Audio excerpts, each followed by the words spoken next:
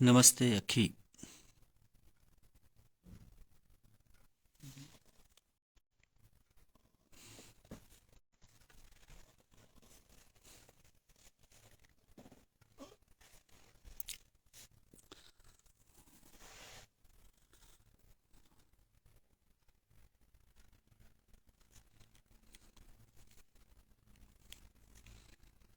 जय हो।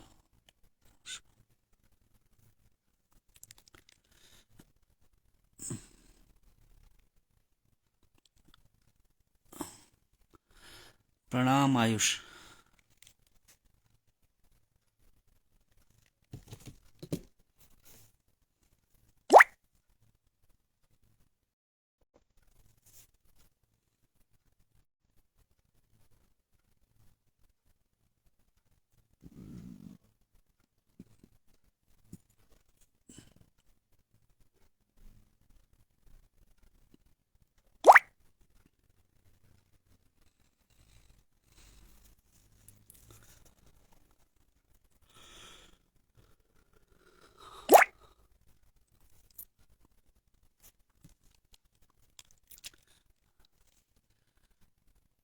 प्रेमा। प्रणाम। प्रणाम भैया। सिंह। सिंह।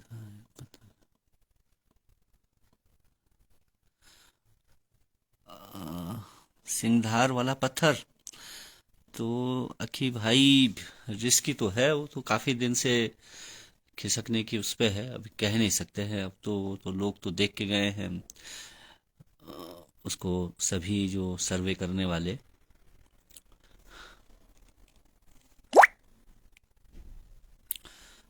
पंकज जी प्रणाम।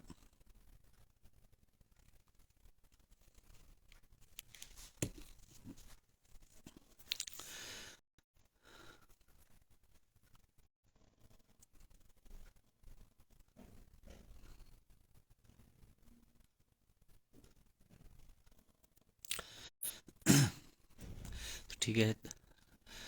नमस्कार साथियों। आज भी हम लोगों का तहसील पर धरना था, और लेकिन आज जो है एक हमारे नगर में एक दुखद घटना घट गई। अ, सुबह जो है एक युवा व्यवसायी जो कि ट्रैकिंग का, टूर का, इसका काम करते थे, अचानक वो जो है सड़क पर गिर पड़े और फिर उनकी अस्पताल ले जाते ही मृत्यु हो गई। तो इन उस शोक में हम लोगों ने वहाँ शोक व्यक्त किया धरना स्थल पर। और फिर आज जो है शांतिपूर्वक ही कुछ देर ही 2 घंटा हम लोग धरने पर रहे, और फिर हमने उसको समाप्त किया। तो इसलिए आज बहुत ज़्यादा वहाँ माइक बजाना या भाषण भी नहीं हुआ। केवल हमने कुछ देर का मौन रख करके श्रद्धांजलि दी, शोक व्यक्त किया, और इस तरह से आज के धरने को शांतिपूर्वक गुजर जाने दिया, क्योंकि एक शोक का माहौल था। कल से फिर जैसा है वैसा फिर से जारी रहेगा। भले ही उसके बावजूद भी काफ़ी लोग पहुंच गए थे, जबकि ये था कि आज जिस वार्ड की बारी थी वहाँ भी कुछ कार्यक्रम था, और तब तक ये घटना भी हो गई। लेकिन उसके बावजूद जो रेगुलर आने वाले हैं वही 100-150 लोग हैं ही हैं। तो वो फिर भी पहुंचे और कुछ देर बैठ करके वो लोग फिर चले गए, 2-2.5 घंटा, लेकिन फिर भी धरना रहा। तो एक तो ये वो था, लेकिन उस धरने के दौरान भी ये बातचीत तो वहाँ रही कि जिस तरह से कल एनडीएमए की बैठक के बारे में प्रचार था कई दिनों से, कि नेशनल डिजास्टर मैनेजमेंट अथॉरिटी की बैठक है, आपदा प्रबंधन की, राष्ट्रीय आपदा प्रबंधन की, और उस पर लोगों की निगाह थी। क्योंकि लगातार 2 दिन से टीवी पर भी और बाकी समाचार माध्यमों पर भी लगातार 2-3 दिन से ये प्रचार था कि 4 तारीख फरवरी को एनडीएमए की बैठक है, वहां से लिए जा सकते हैं बड़े फैसले, बन सकती है कोई रणनीति। इस तरह से लगातार प्रचार हो रहा था। तो इसीलिए सबकी निगाहें उस पर थी, सबको ये था कि वहां से कुछ निकल करके आएगा या कोई बात होगी। लेकिन शाम आने आने तक जब कोई प्रेस रिलीज उसकी नहीं आई, और नेट पर भी और उनके जो साइट थी उस पर भी कुछ नहीं दिखाई दिया, गूगल करने पर भी नहीं मिला किसी। बाकी हमने दिल्ली में जो हमारे साथी पत्रकार हैं उनसे पूछा तो उन्होंने भी कहा कि अभी कुछ नहीं आया है, पर देर शाम उन्होंने जाकर के बताया कि कुछ वहाँ हुआ नहीं है।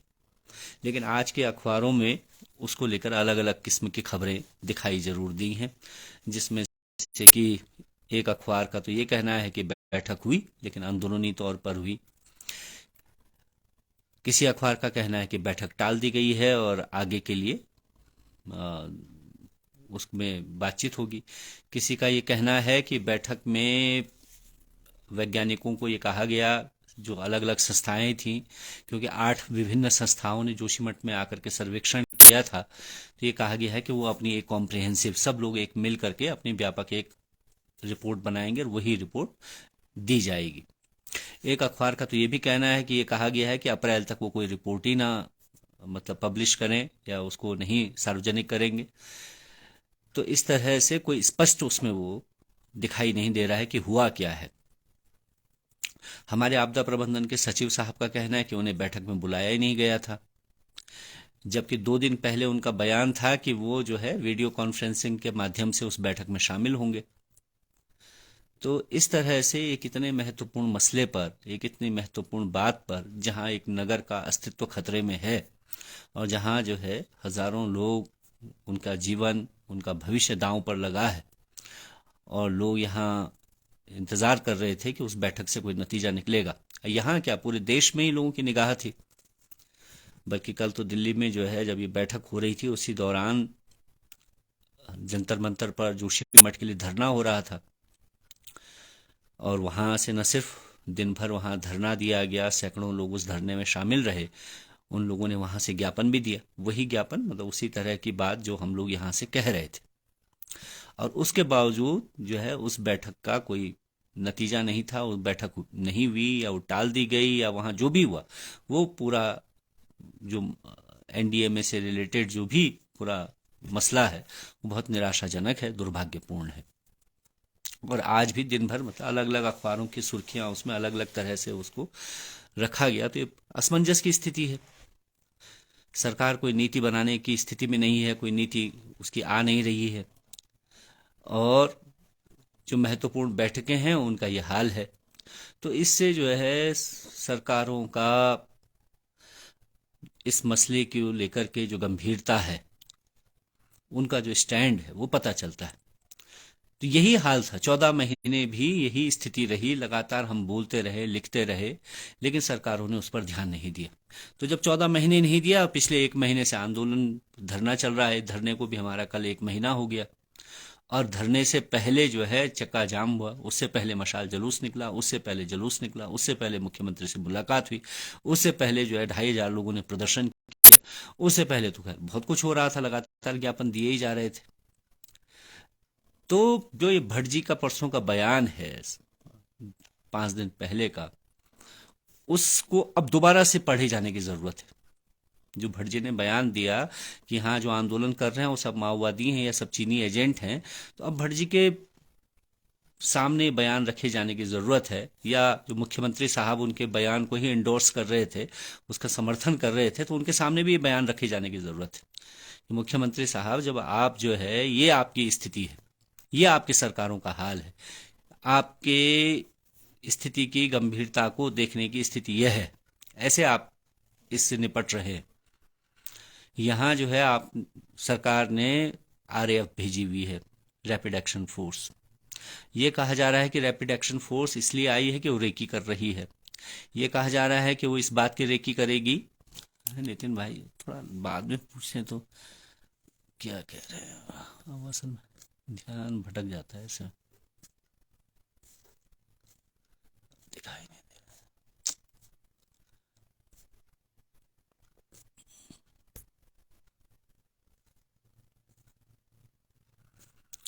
अगर अंत में सवाल पूछें तो अच्छा रहेगा, ताकि मैं उस समय फिर उसमें ध्यान दे।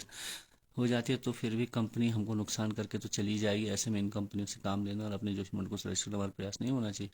वर्तमान समय में, वर्तमान तो फिर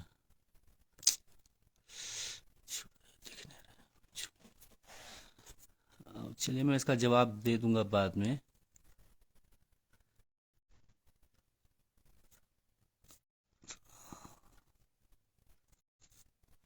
आधा ही दिख रहा है।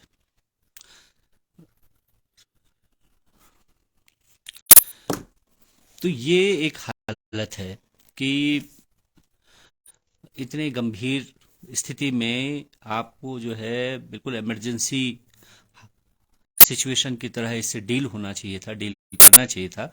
लेकिन हालत ये है कि सरकार जो है इसको डिले करके, लोगों को थका करके, और फिर जब चीज़ें लोग मतलब भूल भाल जाएं, किसी तरह अपनी जैसी भी हालत है उसमें एडजस्ट कर लें या स्वयं अपना इंतज़ाम कर लें। क्योंकि जिस तरह से कल उप जिलाधिकारी ने ये लोगों को कहा है, अखबार में ये भी आया है कि लोगों को समझाने की कोशिश की गई है कि आप अपने अपने इंतजाम खुद कर लें, किराए के घरों में चले जाएं। तो सरकार यही चाहती है कि लोग खुद अपना इंतजाम कर लें, कहीं मर खप जाएं, कुछ भी हो जाए इनके साथ। 1.5 लाख रुपया तो हमने इनको दे ही दिया है, अब ये जो चाहें करें। उसके बाद जो है फिर कुछ सोचा जाए। जैसा कि एक अखबार का ये कहना है कि भाई अप्रैल तक कुछ हो जाएगा, उसके बाद फिर बताया जाएगा कि कौन इसके लिए जिम्मेदार है, नहीं है। तो आप जो है, अब तो ये जनता के सामने तो खैर स्पष्ट है ही, क्योंकि टुकड़े टुकड़े में इधर उधर से छन के जो बातें आ रही हैं उससे तो स्पष्ट है कौन जिम्मेदार है, कौन कारक इसके लिए जिम्मेदार है, इस पूरी परिघटना के लिए। तो ये एक स्थिति है। अब ऐसी स्थिति में हम जो है, जो कि ये सोचते थे, ये समझते थे कि लोकतंत्र में जब जनता आवाज उठाएगी, कोई आंदोलन, पहले तो केवल एक बार ज्ञापन दे देने पर ही चीजें सरकार को समझ में आ जानी चाहिए, नहीं तो एक बार प्रदर्शन करने पे आ जानी चाहिए, नहीं तो आंदोलन में आ जानी चाहिए, नहीं तो इतने दिन से जो धरना चल रहा है उससे समझ में आ जानी चाहिए। लेकिन जो है, जब तब भी ना आए तो तब उसके बाद जनता इस आंदोलन के संदर्भ में, जो वो शांतिपूर्ण तरीके से बिल्कुल अहिंसात्मक होकर के जिस आंदोलन को कर रही है, जब उसके बारे में कोई रिएक्शन ना हो, उस पर कोई प्रतिक्रिया ना हो, तब क्या होगा, तब क्या करना चाहिए। तो इस पर भी हम लोग खैर 1-2 दिन में बैठेंगे, बातचीत करेंगे। लेकिन मैं जो कह रहा था कि वो जो बयान है उन्होंने जो दिया भाजपा के प्रदेश अध्यक्ष ने, तो उसको जो है अब इस संदर्भ में देखा जाना चाहिए, जो डिले हो रहा है, जो कुछ नहीं हो रहा है उसके संदर्भ में। क्योंकि वो कुछ करने की स्थिति में तो है नहीं, न उनके पास कोई आइडिया है, न कोई प्रोग्राम है। लेकिन वो इस तरह के बयान से लोगों का ध्यान भटकाना चाहते थे। अब उनसे पूछा जाना चाहिए, अब तो भाई कुछ करके दिखा दीजिए। आपकी तो एनडीए में की बैठक रख रहे थे, उसमें भी कुछ नहीं निकल के आया, तरह तरह के उसमें कयास लोग लगा रहे हैं। कुछ तो हो सकता है कि अखबार वालों ने अपने ही कयास लगा दिए हों जब वहां से कोई प्रेस रिलीज ना आई हो। तो एक स्थिति ये है। दूसरी स्थिति ये है कि जो है लगातार दरारें बढ़ रही हैं। अब सरकारें तो, सरकार का कहना है कि सब नॉर्मल हो गया है, लेकिन लगातार लोगों की शिकायतें हैं। और शिकायत क्या है, तो हम खुद भी देख रहे हैं कि लगातार दरारों का सिलसिला बढ़ रहा है। बल्कि एक तो मैंने अभी कुछ देर पहले फेसबुक पे फोटो ही डाला है, वीडियो डाला है, जिसमें वो चट्टान जो सिंहधार के पास है वो लगातार नीचे को धसक रही है और किसी भी दिन वो जो है नीचे गिर सकती है। अब उसको अटकाने के लिए जो है प्रशासन ने वो 1-2 बल्लियां और वो लोहे की छोटी छोटी रॉड, बारीक सी, और कुछ लकड़ियां लगाई हैं। अब उससे कैसे वो चट्टान रुकेगी, मैं समझ में नहीं आ रहा है। ये आपका आपदा प्रबंधन है। इस तरह से आप आपदा को रोकना चाहते हैं, एक बड़ी चट्टान को एक डंडे के सहारे रोक करके, और ये आप जो है आपदा से बचना चाहते हैं, बचाना चाहते हैं आपदा को। तो ये अपने आप में बड़ा विडंबना है कि एक तरफ जनता इस तरह की स्थितियों से जूझ रही है, एक पूरा नगर, एक पूरे शहर का अस्तित्व खतरे में है। आप कोई सूचना लोगों को नहीं देना चाहते कि खतरा कितना बड़ा है या कितना छोटा है। आपने रैपिड एक्शन फोर्स बुलाई है ये रेकी करने के लिए कि किसी खास आपदा की स्थिति में, किसी अगर भारी वृष्टि होती है या कोई भूकंप आता है, तो उस समय में जो संवेदनशील क्षेत्र है वहां राहत बचाव कैसे किया जाएगा। यानी कि इसकी आशंका तो आपको है कि राहत बचाव करने की जरूरत पड़ेगी, और ये भी आपको पता है कि जो है खतरा होगा, तभी आपने ये इंतजाम किया है। लेकिन वो खतरा कितना बड़ा होगा, कैसा होगा, उसको आप जनता को बताना नहीं चाहते। और जनता के लिए कोई वैकल्पिक इंतजाम भी आपके पास अभी तक नहीं है।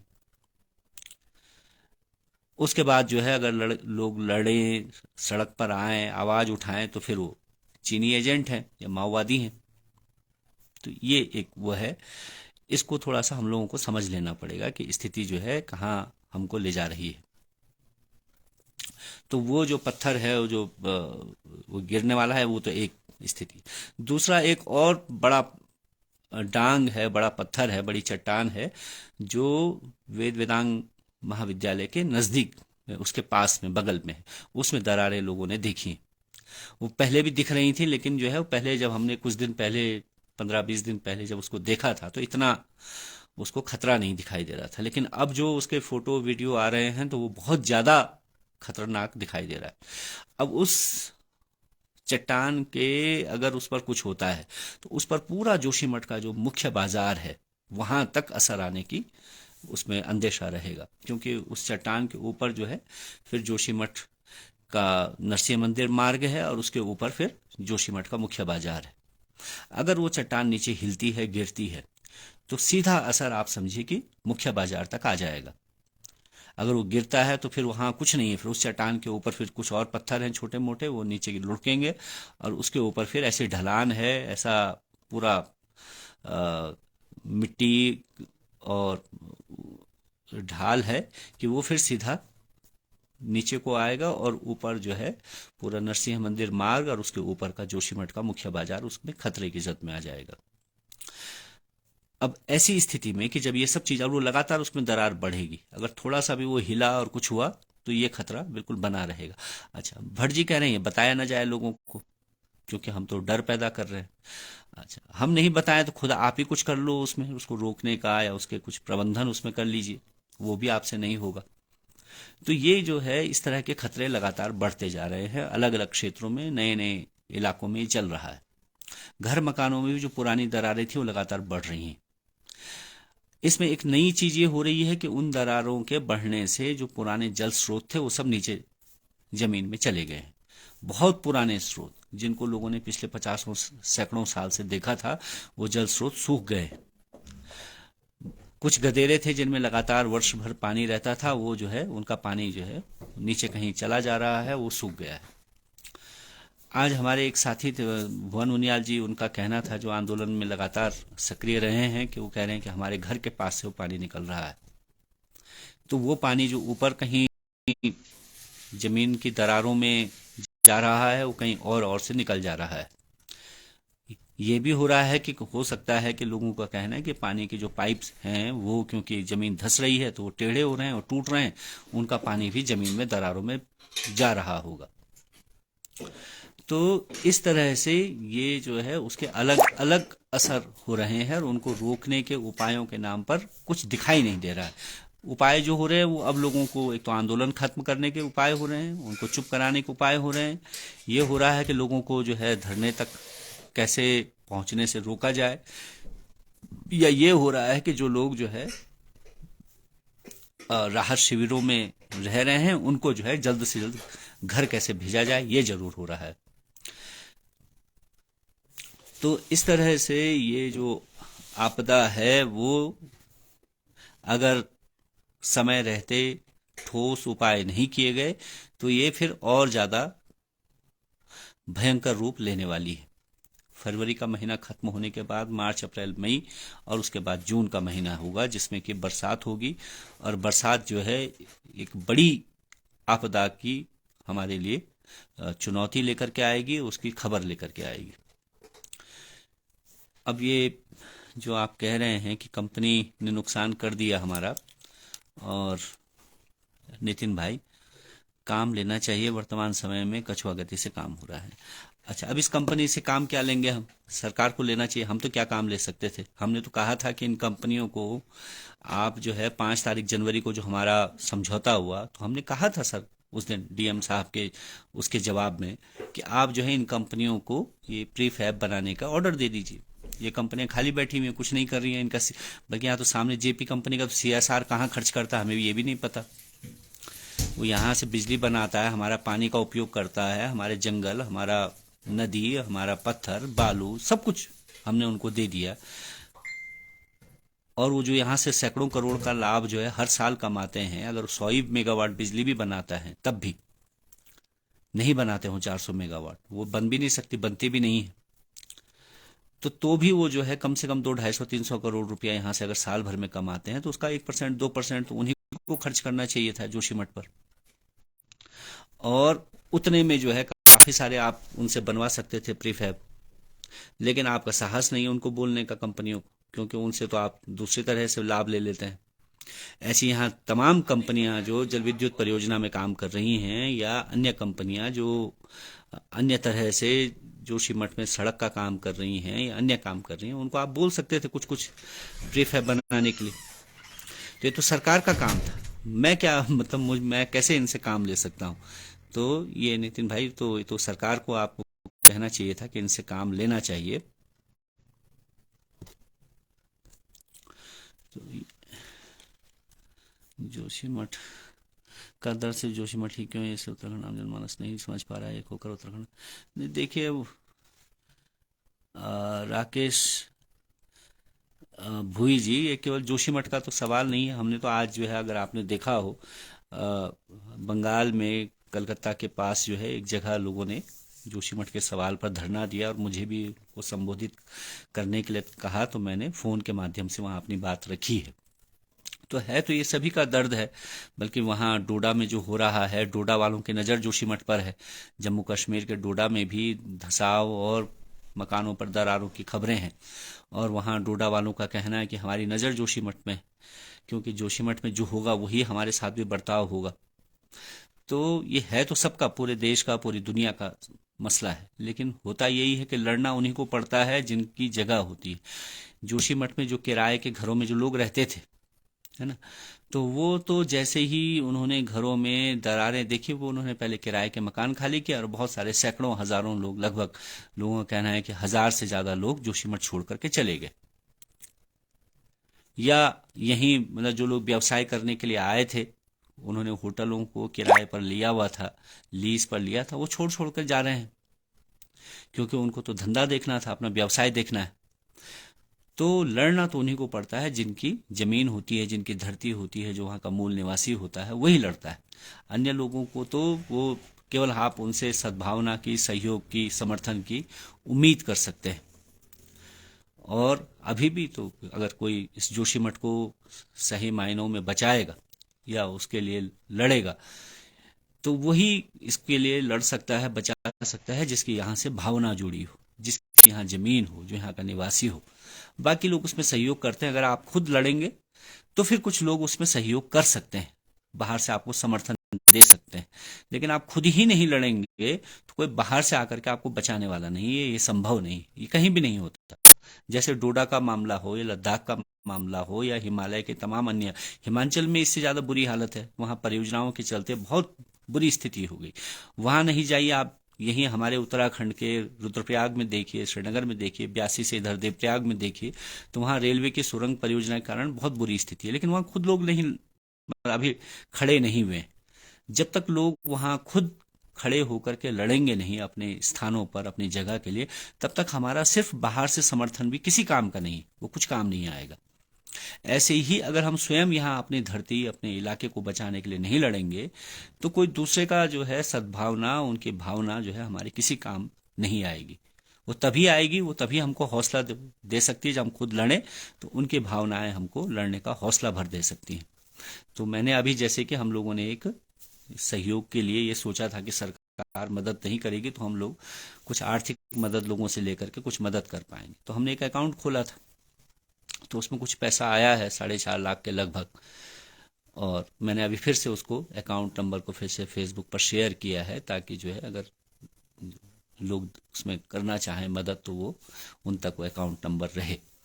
और उसका हम लगातार डिटेल भी उसकी धरना स्थल पर भी और वैसे सोशल मीडिया के माध्यम से भी अपडेट करते हैं, ताकि एक पारदर्शिता उसमें बनी रहे। अब पारदर्शिता तो आप जितनी कोशिश कर सकते हो उतनी ही उसको बनाए रख सकते हैं। बाकी तो भरोसा ही एक चीज है, अगर आपको लोगों पर भरोसा है तो आप वो भरोसा करते हैं, और आप भरोसा नहीं करना चाहते तो फिर हम कुछ अपना दिल फाड़ के भी दिखा दें तो कुछ उससे कुछ होगा नहीं। तो इसीलिए हमने वो अकाउंट नंबर खोला था कि जिस दिन सरकार जो है कोई मदद नहीं कर पाएगी तो उसके माध्यम से हम कर पाएंगे। तो फिर किसी बम्बई के साथी ने आकर के हमसे कहा है कि आप जो है अ,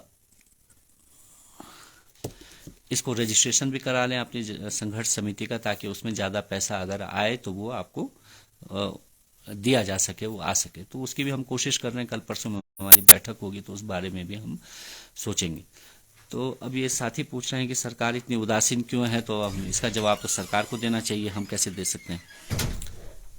सरकार इतनी उदासीन क्यों है? राकेश, वनवास कब तक, टेंट में जीवन गुजरेगा, बच्चों की पढ़ाई के साथ? यही तो सवाल है ना।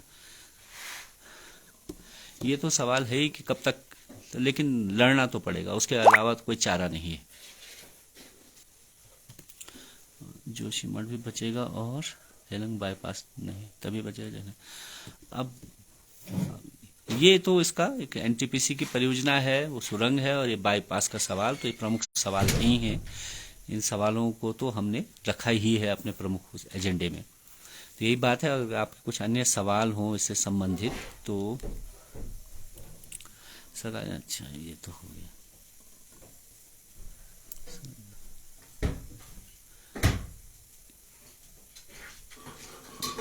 जी नीरज सिंह रावत जी, बिल्कुल हम उसकी कोशिश कर रहे हैं, उस एकता को बनाने की तो हमारी लगातार कोशिश है। लेकिन क्योंकि समाज विभिन्न तरह के लोगों से, विभिन्न तरह के उससे बना है, घटकों से, तो उसमें ये कुछ ना कुछ वो तो रहता ही है। और मैं तो किसी से कह ही रहा था कि भाई देश जब आज़ादी की लड़ाई थी, या उत्तराखंड आंदोलन हमने नज़दीक से देखा, या बहुत सारे आंदोलन, तो ये कभी नहीं होता कि आप पूरे, अगर 100 लोग हैं तो 100 के 100 जो है किसी उसका हिस्सा हो जाएंगे।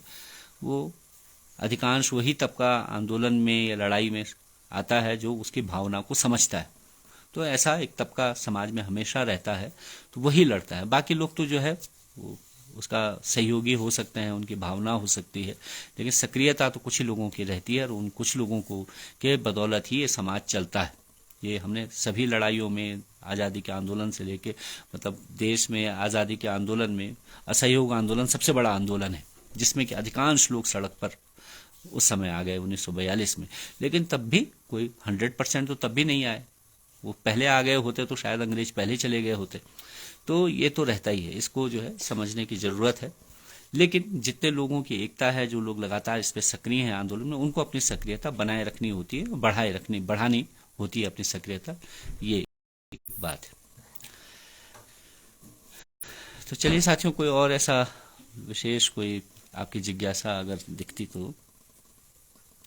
जोशीमठ के लिए कोई बजट नहीं है सरकार का, अभी तक तो नहीं है। सरकार ने अभी तक अनुमान भी नहीं लगाया कितना खर्चा होगा, और न वो केंद्र सरकार को ऐसा कोई अभी तक प्रस्ताव भेजा है। अब वो तो है ही, लड़ने की रणनीति क्लियर नहीं हो पा रही है। अब सर ये लड़ाई एनटीपीसी सरकार से, अब रणनीति तो हमारी तो क्लियर है ना। हम जो लोग लड़ रहे हैं, परम भंडारी जी, हमारी तो क्लियर है रणनीति। और इसके अलावा अगर कुछ नया आपके पास भी कहने को हो तो कल परसों हम बैठक रखेंगे, तो आप रहिएगा, उसमें आइएगा, अपने सुझाव रखिए। चलिए ठीक है साथियों, यही हमारी बातचीत है। बहुत दुखद आपका आशीर्वाद लेना।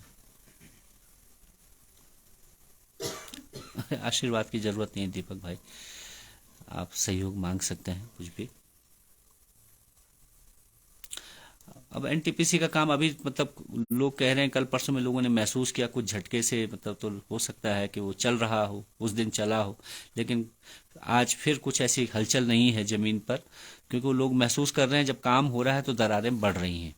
ये एक बात है। बीजेपी वाले बोल रहे हैं कि विकास के लिए, तो ठीक है, विकास के लिए कीमत तो फिर जनता कितना बलिदान देगी। अब 200 लोग तो 2021 की आपदा में मर ही चुके हैं, उनका बलिदान तो लिया जा चुका है, लेकिन तब भी तो परियोजना पूरी नहीं हुई।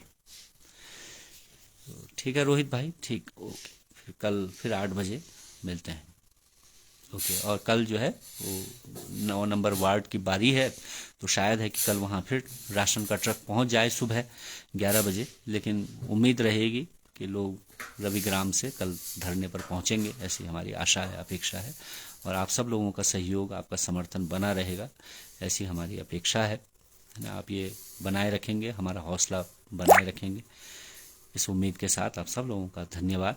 और क्योंकि इसकी रीच कम हुई गई है, हम कोशिश कर रहे हैं कि पेज बनाए, अभी तो बना नहीं है, तो आप लोग इसको शेयर करके ही इस मुहिम को बढ़ाया जा सकता है, तो इसको प्लीज़ अपने अपने स्तर से बढ़ाएंगे, यही आशा अपेक्षा है, उम्मीद है। नमस्कार, धन्यवाद।